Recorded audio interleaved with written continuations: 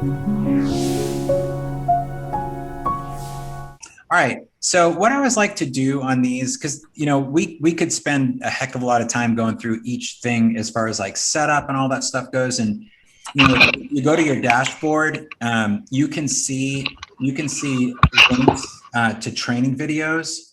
So and that's basically a link to our YouTube channel. There's a lot of really small videos in there, 5 minutes, 6 minutes, that go through some of the setup stuff. So I'll unless you have a specific question, I'll skip some of the setup stuff and just kind of focus on the usability stuff. So, but anyway, so here we are in SignTracker, and I always like to try to show people how I used it. My last sign shop,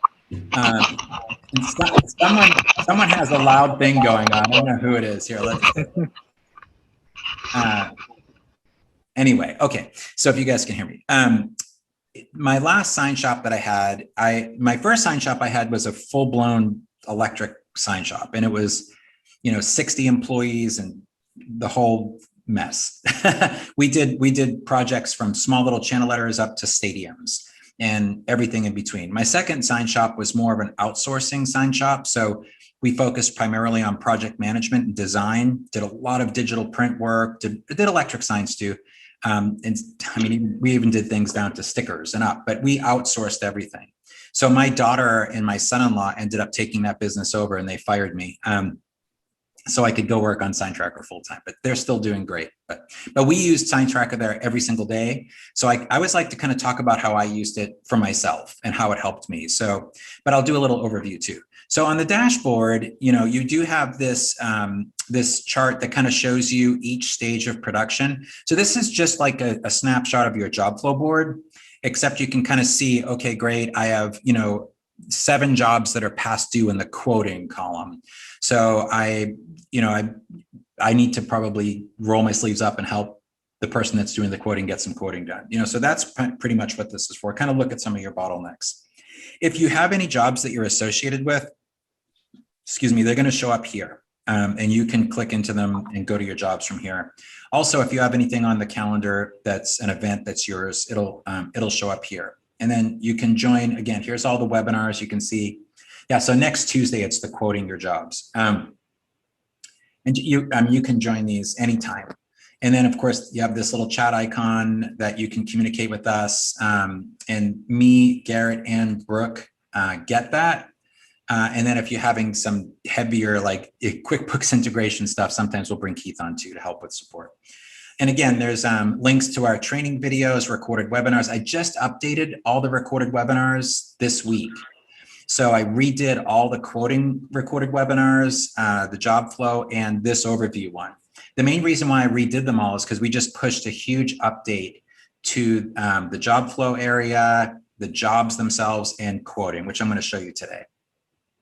From this dashboard, you can create new people and companies in the contact section, a calendar event, or a job. Some people love dashboards. It's great. I tended to spend all my time in the jobs tab, but it's just a view of how to get to some of your information. The calendar view, same thing. I think there is a there's a lot of folks that just absolutely love that. And we're kind of in the process. One of the things we're going to work on this year for sure is an enhancement of the calendar to kind of work in some more scheduling functionality and all that kind of stuff. So we're excited about that. But in the meantime, you can look at all your jobs from here. I can move them from, if I slide a job, a due date, say a job's, changes due date, it's going to change it here in the calendar, and it's going to change it all the way through on the job list and the job flow board as well. You can, go to your job from here if you want to. And then the same with tasks, the same thing, you can move your tasks around. It's going to change the due date on the task. And then you don't have to see everything. So you can use your calendar just like a calendar. So if I, click any day, I can set up meetings with, team members, or if you guys have production meetings or anything, you can set them up and invite people. And it works just like a regular calendar. It'll send email reminders if they have an email associated with their name and all that. So, and then there's a week view and a day view, and you can print the calendars, you can add categories, and there's a little video you can watch. It shows you how to use all that stuff. So, but again, some folks live off a calendar view, and I always like to the job view. So contacts. So contacts in SignTracker, there are a couple of things just to point out. First of all, if you're syncing with QuickBooks, QuickBooks Online or desktop version, it's going to bring all your contacts over from there. We just actually pushed an enhancement too that's going to help a lot with. So if you already have a bunch of contacts in SignTracker, now it's going to really help kind of merge them even more efficiently. So I haven't really played around with that much, actually. It was just pushed last night. But Garrett, anything that has to do with QuickBooks, he always does all the testing himself. So, but the one thing I should point out, when you enter a new company in SignTracker, you'll get the screen and you'll enter in their information. And then from there, you can start adding contacts. And the reason why we did it this way was because, especially it seems like in the sign business, you might have a public school that you work for, and maybe, or the school district, and maybe you work for like 5 different contacts there, or an architect or whatever. And so it's going to track the history of all the jobs that you've done with the company overall. But then also if you go into the individual, it's going to track which jobs you did with which individual. And how that works in SignTracker is when you set up a brand new job, that's where you're going to enter in the company information, and then you're going to associate a contact with it. And that's how it automatically comes over here. So, so I guess, the only other thing is you can upload if you have CSV files or whatever. So if we go back to the contacts main page here, you can upload CSVs. If you're the account owner, you can actually export, all the contacts too. So just saying. Not playing softball here. What's that? Someone have a question or no? Keep going. I'll keep going. All right. So this brings us to jobs. And the thing, this is pretty much when I came to work every day, I lived in this tab. So the first thing I would do is I would open up my job list view, and then I would come in and I would open up my job tasks. And so I'm on a Mac, so I have the command key. If you're on a PC, I want to say it's the control key. So I go here and it's going to open up my task list view as well. So, and we'll get to the tasks in a few minutes. The other view of jobs, of course, the job flow board. So let's go here. On the job flow board, I used it for production meetings. I know we have a lot of sign shops that have this up on a big screen in their shop, and it's a great visual way to see where everything's at. You have this little gear icon here, so you can kind of decide I like to call these job cards. So what you want to see on your job cards. So maybe you're going to see, you want to see whoever the person is that's a salesperson or the manager. If you're a really small shop and you're both of those things all the time, then don't worry about it. If you want to see your tasks and the progress of your tasks, the date the job was created, and a full description, then go ahead and select all these and save it. When I say full description, by the way, that's just this description. If it's more than 5 lines, that's considered the full description. So if you don't check that box off, it'll show the first 5 lines and then stop it. Some sign shops really like to have this. I've seen some shops with huge long cards, with all these notes and all that stuff, and that's fine. It's just that it can kind of clutter up your job flow board, I think. But the other view of the job flow board, by the way, is you can collapse these. And so you can always just open them if you want to see, everything. So, and from these job cards, you can also assign due dates, and it's going to change it on the calendar. It's going to change it on the job list view, all that. So basically, the idea behind a job flow board, if you've never used one before, it's prioritizing by the things that are important to you. So for example, you could be just a hardcore, due date, first in, first out. That's how it works. No special treatment for any customer. Or you could be like, hey, this customer is the best. They pay on time. They don't, argue about pricing. And so anything that comes in from them, I just always take really good care of them. So, or it could just be, in production, you have these two, these 2 jobs are going to tie up a printer for a full day. but this little job is, you can knock it out in an hour, you can get paid, get it done. So you might want to slide it up. So it's just really, it's how you prioritize your resources. And so each of these columns represents a stage of production. I've seen some sign shops actually have these columns be like machines, so this might be this router or this printer. So it really depends on how you want to use it. And then also if you double click on the name, you can change the names. If you grab your little cursor right underneath the name, you can organize these columns any way you want, change them around.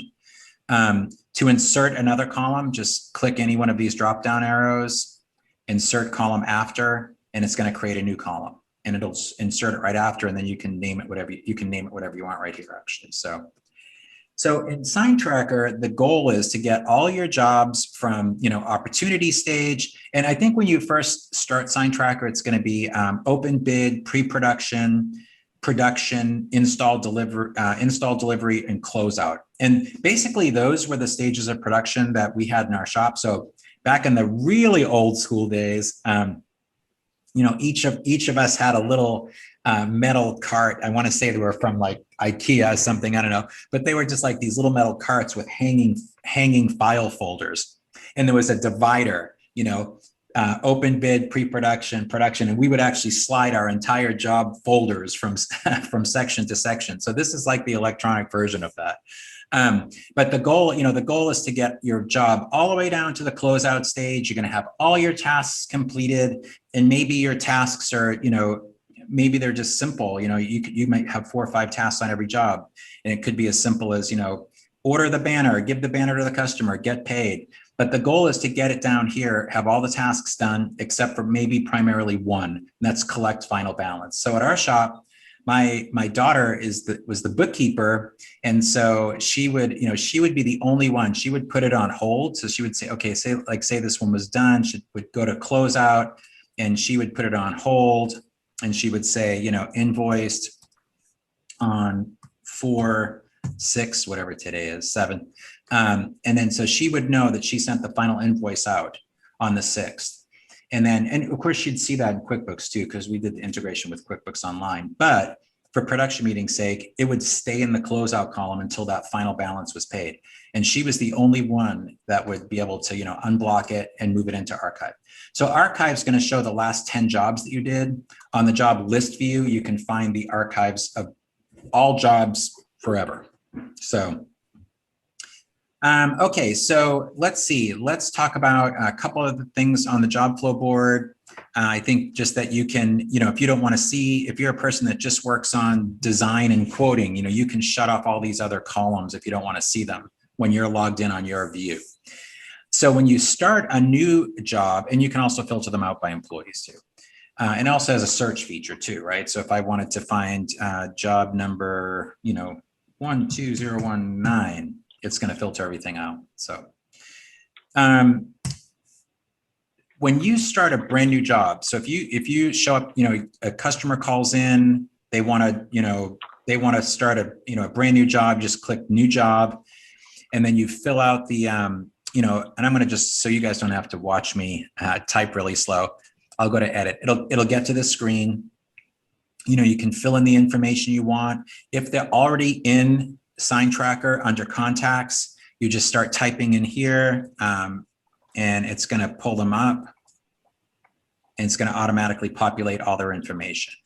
If they're not in here, you can just add them right here as a new customer, and it's going to take all that information and put it into the contact section. And then the same with, down here, you can add a contact. Well, I don't have any contacts under this company, so I can say, I can add one. And then I can put the job title, and I can add a cell phone number. And then the rest of the job, you just, if I'm, let's say I'm going to be the project manager and the sales rep because I do everything. Due date, you might have a due date on a job when you're first setting it up. Usually you don't. Location is going to be where the sign is being either installed or delivered, or you can just type in customer to pick up or whatever. And then you save it. and then it's going to save this job. And then from here, you're going to have a summary of the job as well. Over here is the activity chain. So you can see, pretty much when the job was set up, that it was, moved to set up an opportunity column. I've moved this job around a few times, so that's why you're seeing that. So, but generally it's good. So you'll see that once you set a job up in opportunity, it's going to move through the system. So I'm going to just close this for 1 second just to show you. So a customer calls in, maybe they're just wanting a price on a banner. And I know this might be, semantics a little bit, because I've had some sign shops say, well, it's not really a job yet. And it's true. I guess we just at our sign shop called everything a job. Even if a customer called in and just wanted a quote, we didn't get it, we still called it a job. And the reason why is because we always had to do stuff to it, whether it was collect an ARC file, or even, if it was just create a quote and save it, or, maybe in some sign shops, you have to go out and do a physical survey to look at stuff and take pictures. A client, emails you some criteria for the building they're in, so they can put vinyl on their window, whatever it is. There's always stuff. So we always felt like, look, if it's a new job, if it's a new opportunity, it's like it shows up in the first column, it's a new job. If you don't get this job, all you have to simply do is either from here, move it to archived, in the job flow board, drag it all the way to archived, or in the job list view, same thing. You can just move anything to archived. So it's 3 different ways you can archive it. And right now, I know it says on our website that, your plan comes with like 500 gigs of storage or whatever. We're not really tracking that right now, to be honest with you, because we do everything with Amazon Web Services. And right now we have so much storage, and, with 300 plus sign shops putting files up all day long, we're still not even scratching the surface. So at some point we might have to do that. But we're not really considering that a profit center. It would be more just to cover our expenses for server space, but right now, don't even worry about it. So if you have all these, logos and pictures and clients call in, you don't get the job, just archive it and save it, because you never know when that person's going to call you back, and say, hey, or I like to think when that person comes crawling back and begs for forgiveness for not going with you in the first place. But in any case, at least you have all their information, you have their logos, you have whatever. So, all right. So let's just on the job flow board, one last thing I wanted to say about that before we go into the job stuff.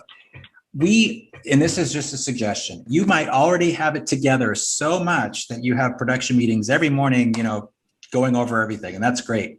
We would have production meetings, even in my bigger shop, we would have a big production meeting every Monday afternoon after lunch. And it would go, it would usually go a couple of hours, and we would go through every single open job we had. And, what's going on with this? Is the permit still on hold? Blah, blah, blah. And, we'd all sit around and we'd talk about our jobs. And then it would give us a little bit of time left on Monday, all day Tuesday, all day Wednesday. And then Thursday morning would have what was called the stand-up meeting. And we would just pretty much look at the things that were, looking like they were going to turn into a dumpster fire. Maybe we were, permits were running behind and the deadline was, coming up, or whatever problems you might have. And so we would kind of go over the hot things, and then it would give us the rest of Thursday and Friday to finish up the week. So anyway, if you're not having production meetings now, you might want to try that. And that always seemed to work really, really well for us. And it's not that we wouldn't talk about jobs in between, we did all the time, but it was just a good rhythm for the meetings. But okay, so that's the job flow board. So let's go into our job. We created this new job. It's in the opportunity column. And now, now this is where we do everything to the job, so we can create tasks on the job. So these tasks are template driven. And again, there's a little video you can watch on how to set it up. You do this under settings. But basically you build these task templates, and you can build them super simple, like for a banner task up to pretty complex ones. With this is probably more of a complex job. Maybe some of you guys don't do this level of big electric sign projects, but it's okay. This is still a great tool, even if you're just doing small projects with 3 or 4 tasks. Design it, make it, deliver it, collect the money. These tasks can be assigned to individuals in the shop, and you can assign individual due dates. So let's say we're we sold this job, and it's it's, you know, it's due on the end of April. So now we can say, all right, well, I have to have all this design stuff done, you know, and signed off on by the 12th if we're going to make that deadline. So, and then you can write notes on the tasks too. So you can, maybe it's a matter of keeping, you know, a journal on this particular task. You'd say left message with client and save it. So you can, you know, you can, or see if you're the person going out to do a survey, you know, I might assign this to somebody else in the shop and say, okay, I'm going to assign this to Keith, but you know, and I need this done, you know, by the 9th. And Keith, I need you to see Joe first. So that's the idea with that.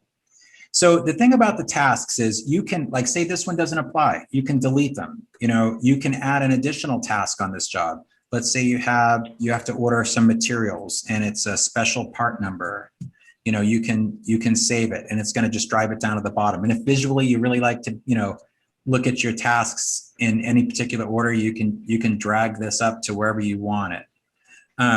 Any changes you make on your task template inside the job does not hurt the template that you originally created. So, and these task templates too, by the way, you know, if you're in a smaller shop and you have, you know, 5 or 6 main tasks per job, and it's been the same folks that have been working there for 20 years, you can pre-assign these tasks to whoever you want, and you can save this task template as. So I could say, okay, here's this task template for a banner. These are the 5 people that are always be doing the same. We only have one designer. That designer does everything. There's no sense of having to go through this every single time.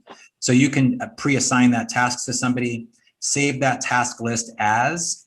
So I could say, okay, I'm going to save this as, you know, big job with peeps, all assigned to people. Save it. And so now I have this new task list. I might have to refresh here.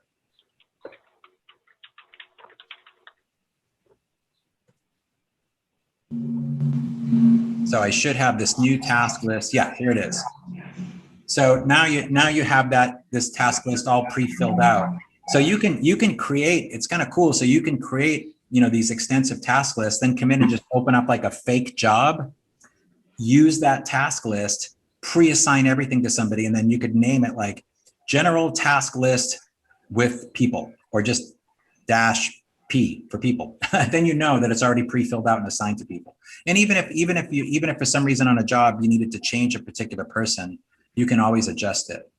So with tasks, this goes back to like what I did when I first came to work every morning, opening up my task list view and opening up my job task view. Because I would come here and I'd go, okay, it's going to automatically default to me. I can look at tasks that I just have due today. I can look at tasks that are due anytime, that have any status. So it's kind of nice. I can see everything I have going on in the course of a day.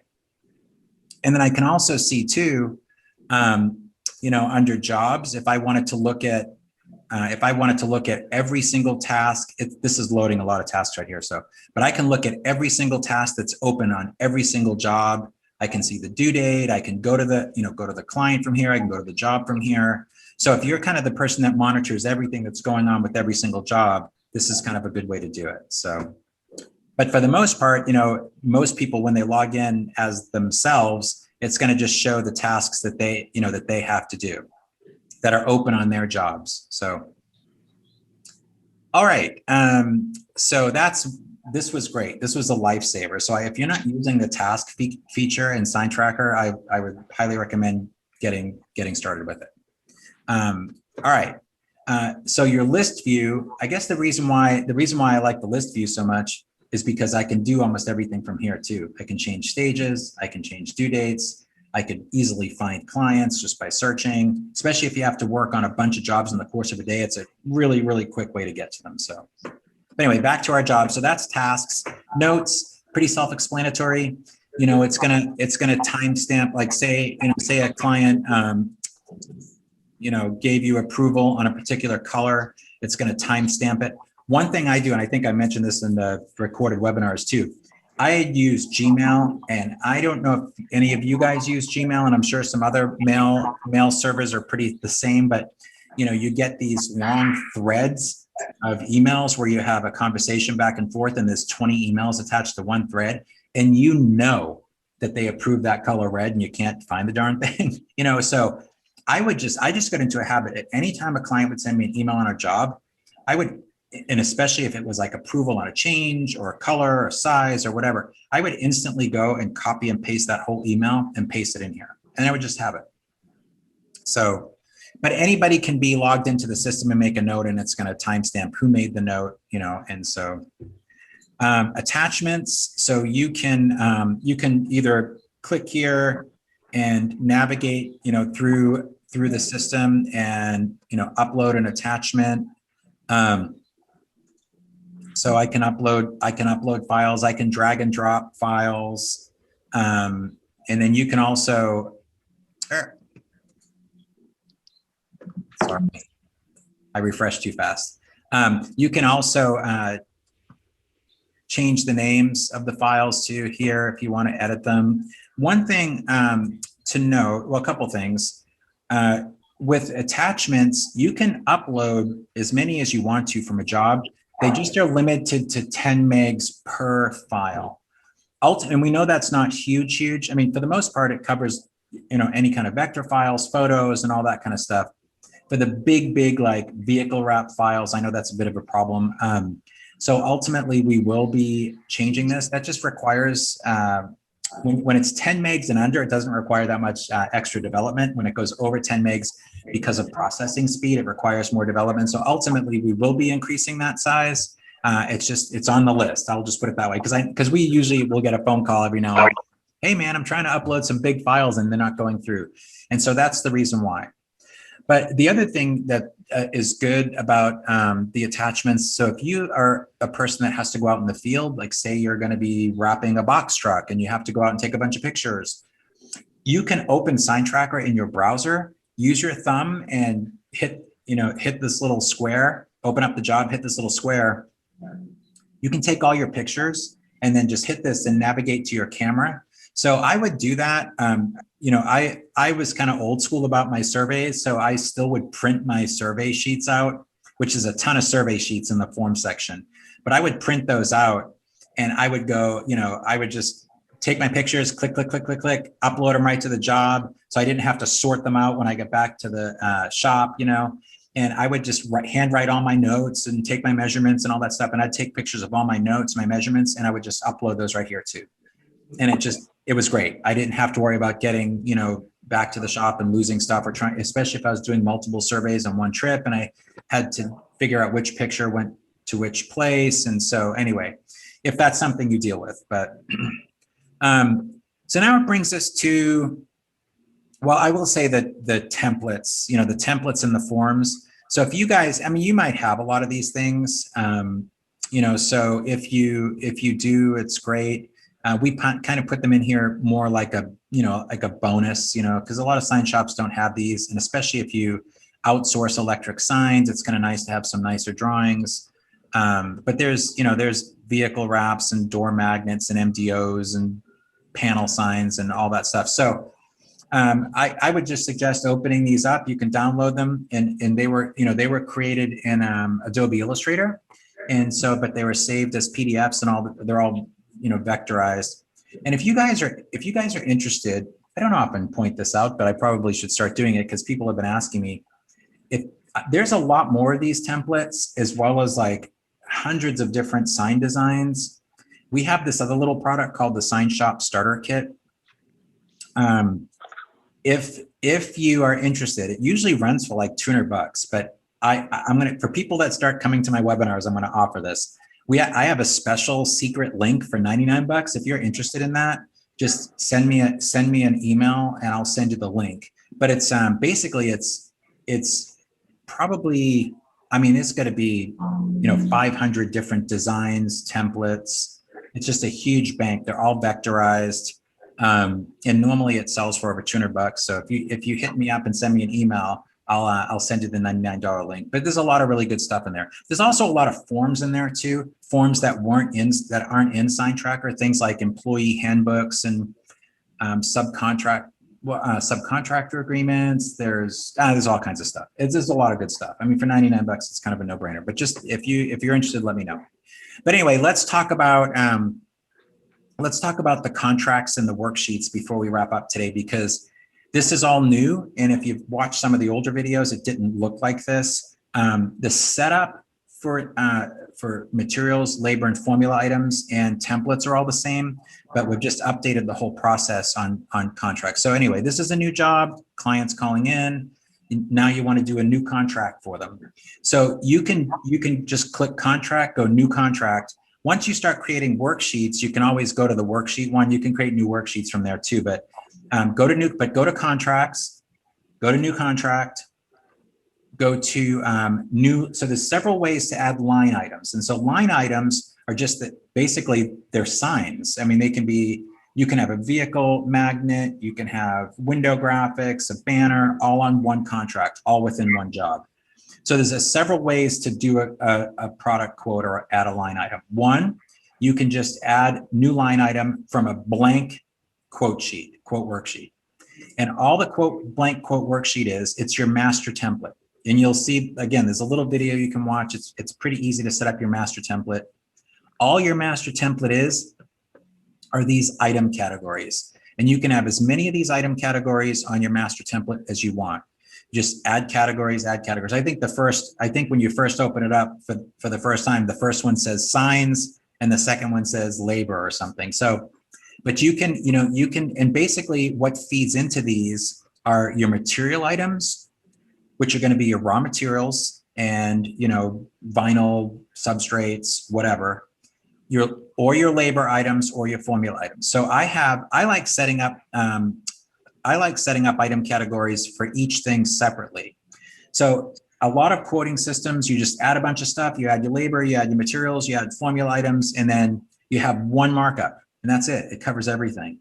With SignTracker, it's pretty flexible. So let's say, for example, your materials. You enter your materials in what your suppliers charge you, and you have a minimum of a 50% markup, which technically probably should be higher than that. Should probably be more like 65%. And a thing to say about materials too, in our materials setup, you can get in there, each individual material, and you can actually add an additional markup in just the cost of material before it goes to this worksheet to mark it up. And the reason why we did that is because we've had some vinyl shops that say, hey, I always mark up all my vinyls 100% before I even mark it up inside of a job. Oh, so sorry. Thought I shut that off. Sorry, guys. Hit do not disturb there. In some shops say, well, my labor rates, I put my labor rates in what I charge my customers. I only have 2 labor rates. It's pretty simple. I have a shop rate and I have a field rate. It's 150 bucks an hour or whatever. So maybe on your labor rates, you don't want any markup. Formula items are going to be things like, I charge $5 a square foot for a banner. I charge from 1 to 500 business cards, 5 cents each. I charge, so formula items are there in their setup. You can set them up a little differently in SignTracker. So you can actually set up variable pricing too. So if you do like say t-shirts, and 1 to 24 one color t-shirt is 10 bucks a shirt, and 25 to 36 is $9 a shirt. And then maybe it's a different set of pricing for 2 color, 3 color. So it's very flexible. And then you can adjust if it changes by volume. So that's all under the formula pricing. And I'll show you that really fast. We won't go into a detail in this demo, but there's a video you can watch.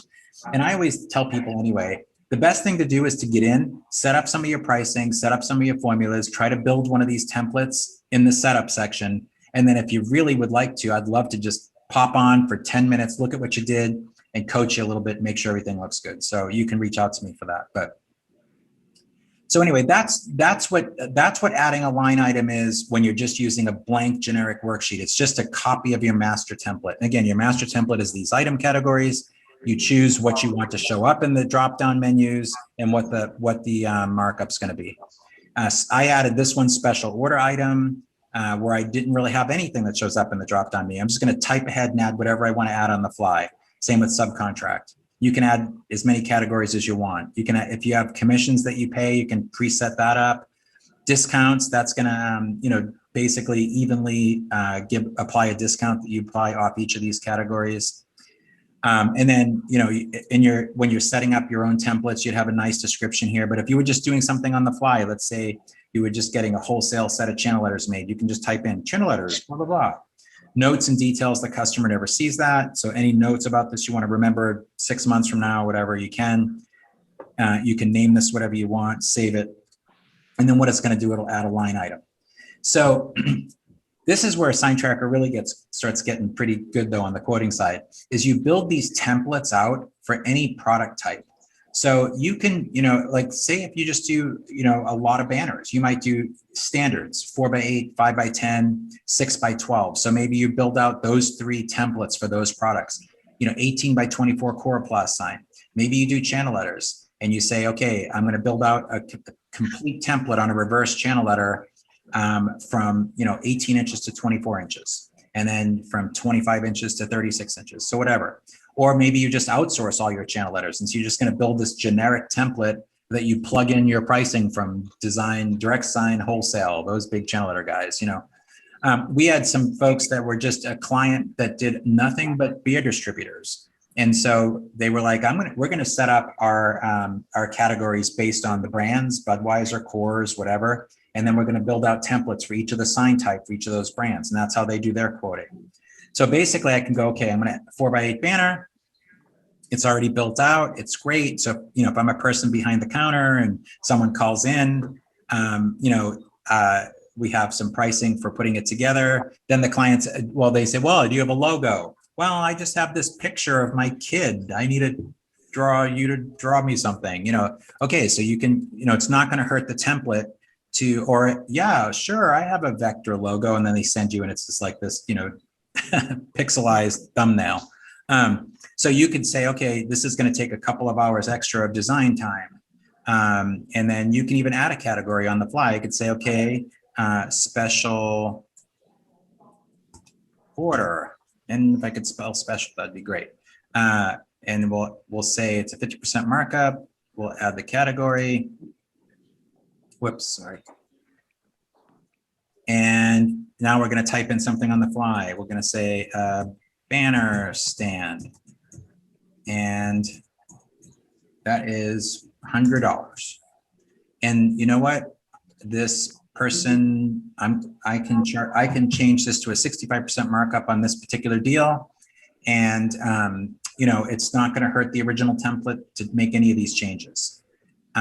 Commission, let's say, in this deal, it's a house deal. You don't have a commission, but the client, it wanted it rushed. Okay, that's fine. It's an extra $25. Extras, those are going to be things, and you set these up when you set your templates up. These could be things like, that you always charge, so these are good, especially I like these extras. I can get rid of this for the design fee. I use these a lot for things. If you do electric sign work at all, I liked to line item things like permits, surveys, engineering, those sorts of things, because it line itemed them down the bottom of the contract without adding to the cost of the sign. And so if someone complained, well, what's the extra $500 for? Look, that's what the city charges for all this stuff. Then you can add your taxes. Again, if you're syncing with QuickBooks, all your taxes are going to come over from QuickBooks.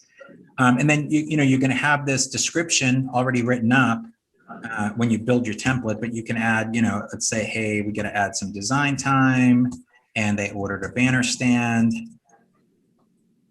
And then notes, again, notes in detail, they don't see this. And so you can say, like say part number 123, had to order a part from, whoever your supplier is for the banner stand.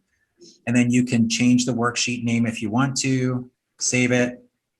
And so now it's going to add a line item to this worksheet. And so the last way to order, to add a line item to the worksheet is to do this. You can add from existing worksheets now. So this is all new. So now we just did this, this 4x8, but let's say they actually wanted 2 of them, but on the second one, they didn't want the banner stand or whatever. So we can clone this one and we can come in and we can delete that line item and we can get rid of the banner stand and we can save it. And now we added a second line item.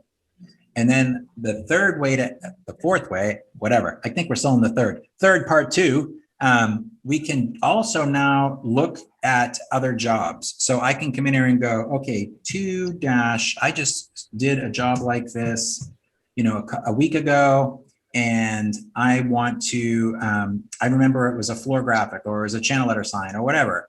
I'm instead of having to rebuild it from scratch, especially if it's something that was custom, that, you know, maybe you don't have just a set template on it, but I know it was an aluminum panel or something.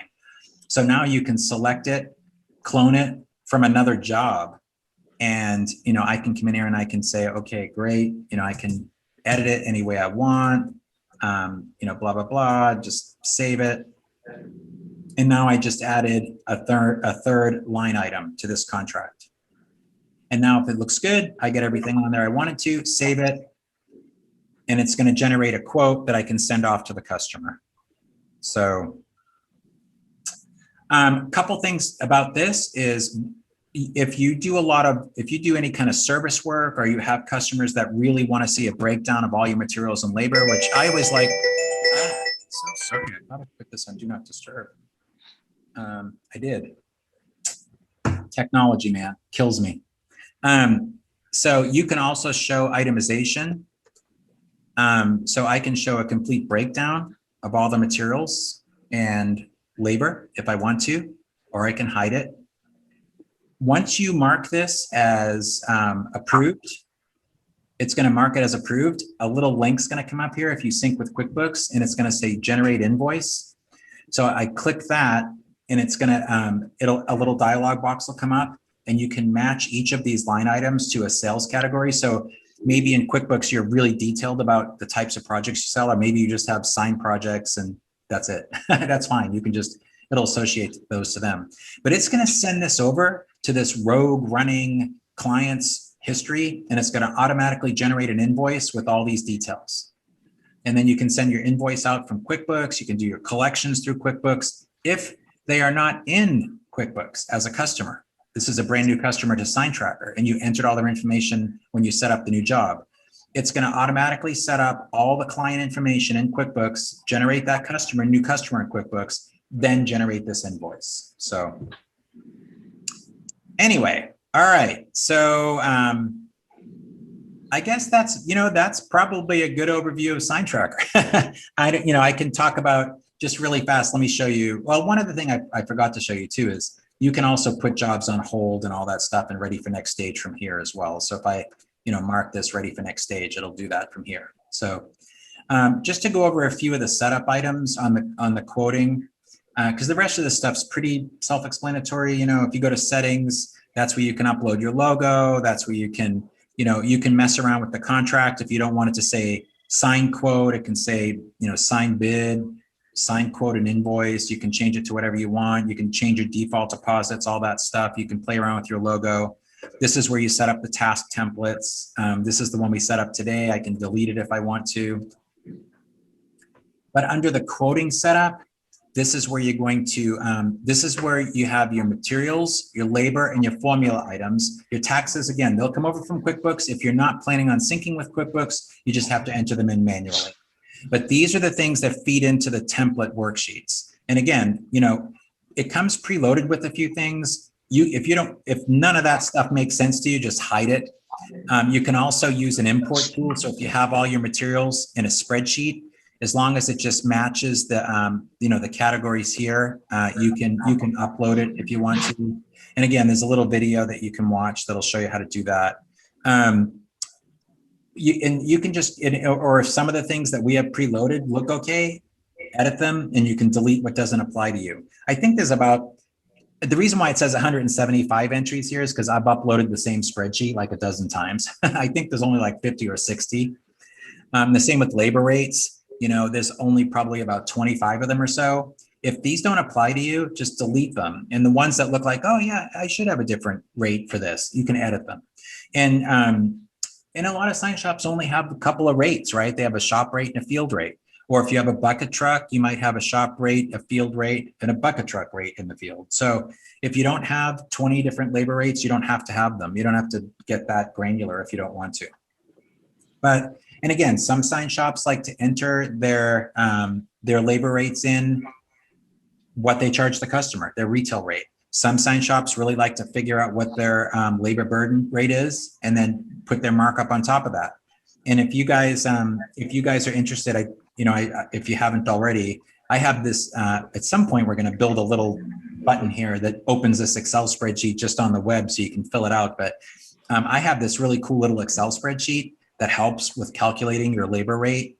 And then you can figure out what you want your markup to be on top of that. If you're interested in that, shoot me an email, joe@sign-tracker.com. And then I'll send you all my direct contact information as well. So my cell phone or whatever, I try to make myself pretty accessible. So if you guys ever need me for anything, you can give me a call, but I'll shoot you that labor rate calculator. And then, like I said, you'll have all my direct contact information too. So, and then formula items. Well, actually, one more thing on the labor thing. This is where I wanted to show you. This is that extra markup amount that you can put in to cover like waste. And again, like if you route stuff or plot stuff or have drop or waste, or if you just want to put additional profit in for certain materials, then yeah, go ahead and, do that here. On formula items, the difference with the formula items are the quantity discounts, right? So if this is a banner and I sell it, I can have it as a banner category. I sell it per square foot. Maybe I say anything over, 101 square feet, it's 95% of the original price. They get a 5% discount. And then you can, you can add as many tiers as you want. So if you use like pricing matrix sort of things, I was talking to someone yesterday that said they use pricing matrix for t-shirts and stuff. This is where you can set all that up. So you could set this up as, t-shirt, one color, unit price, $10. If they order, 12, if they order over 12, 13 of them, they get 5% off if they order whatever. So you guys can calculate all that yourself. I sell them by the each, not the square foot, obviously in a t-shirt, but so that's how the formula pricing works. And again, the formula pricing, it's the same thing. A lot of sign shops say, look, I use formula pricing and I like to enter it in what I charge the customer. I think that's great. As long as maybe once in a great while, you actually take a 4x8 banner and figure out how much materials you use and how much labor it takes to make it, how much printer time it takes to print it, put that all into one big quote sheet and then divide it by the 4x8 square foot to come up with your square foot price. Just so once in a while you have a pretty real idea of what it costs. I know there's a lot of different charts out there, and I think Sign Industry, there's a couple different resources to get all your formula pricing. You can update this stuff, but it is good to once in a while check it out. Check it out yourself, or just order. If you're a little busy and you want to order a banner from a wholesaler, order a banner from a wholesaler once in a while. And if it comes in and, they charge you $100 for a 4x8 banner, well, divide that $100 by square footage. And there's your cost price per square foot. Then of course you'd put your markup on top of that if it was a wholesaler. So this is a couple different ways to test your formula pricing, but I recommend you do it. And anyway, that's, and then these items feed into the worksheets. And this is where you create your worksheet. Here's that master template, that first line. I was saying that it just makes a copy of your master template. So you come into your master template, you can set up these item categories any way you want, whatever markup you want, what you want to show up in the drop-down item menus. Once you get this all tweaked out exactly the way you want it, you save it.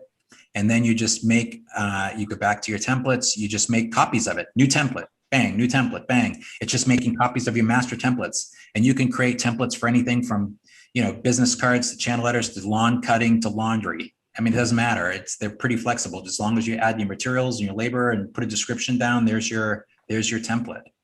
And then you use those to build your quotes out. So anyway, all right, that's my spiel, guys.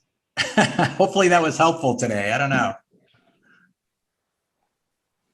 Thanks. Yeah, that's a Any questions or? I'd just like to thank you. It's Bill Boyd speaking, Joe. That was a really clear exposition. I'm still on the 30-day trial, but that's really helping me understand what the software capability is. So thanks for that. Good. No worries. And hey, guys, listen. Honestly, we're here to help. And I'm not a hard sell kind of a guy, and I get it. I've owned a couple sign shops, and so we really want to make sure that this works well for you. And so.